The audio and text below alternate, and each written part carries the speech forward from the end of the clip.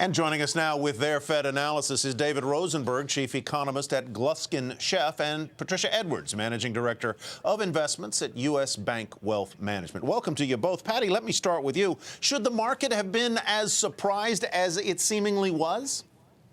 You know, I don't think there was a lot of surprise in the announcement today, but I do know how markets react. And if you look at market reactions over time, anytime there is any scrap, any morsel of information that they can get from a Fed chairman or chairwoman in this case, they are going to pounce on it, parse it, dissect it, look at it 3 ways to Sunday, make some choices, and then reverse those choices later in the day. That's exactly what we saw today.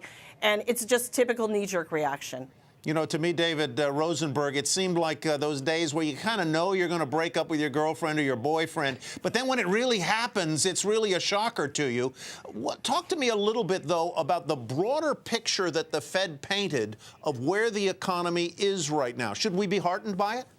I think that you probably should be heartened by it. I think one of the reasons why bond yields went up as much as they did was I think that investors broadly were expecting the Fed to be a little bit more downbeat, Janet Yellen to sound a little bit more dovish, but actually they talked about the first quarter, of course, being weighed down in part because of the weather, so they see it as transitory, but household and business spending they see is advancing, employment conditions actually improving, and Janet Yellen actually stressed that during the Q&A. So I think that they were basically seeing more underlying momentum to the economy. I don't think people really expected them to deal with that.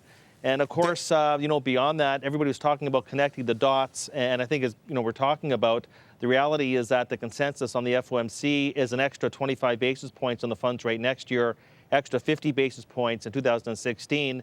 So to some extent, that's also what the markets were responding to.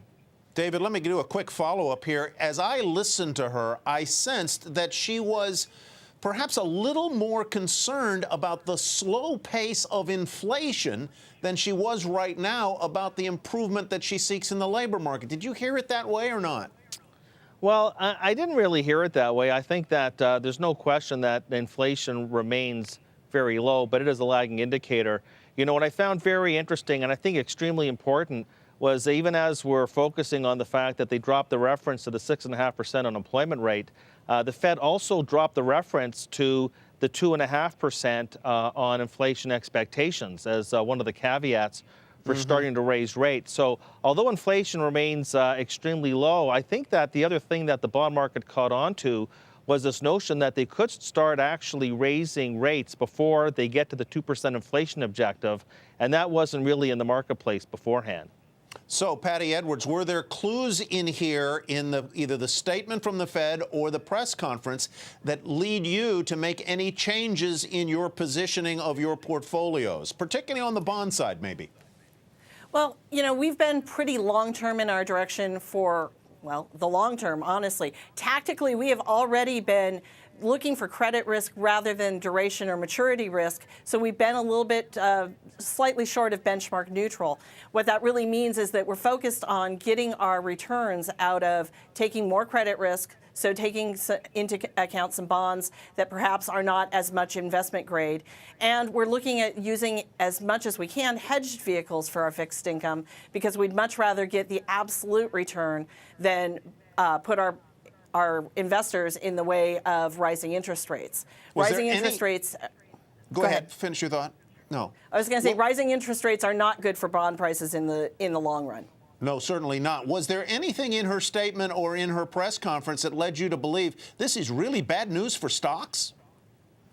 No, honestly, there wasn't. I mean, you know, if we're looking at an economy that's improving, that's actually good for stocks. And as we look out, we're looking for more revenue growth out of companies. If we're starting to see employment pick up, which it is, all of those things are going to be good for inflation, good for the economy, good for the stock market, good for earnings. So, no, we still are looking for the S&P to go over 2,000 by the end of the year. David, very quickly, 10-year bond a year from now. What will the rate be? I think we're going to be at least a 3.5% of the 10-year note, maybe as high as 4%. I'll put it this way.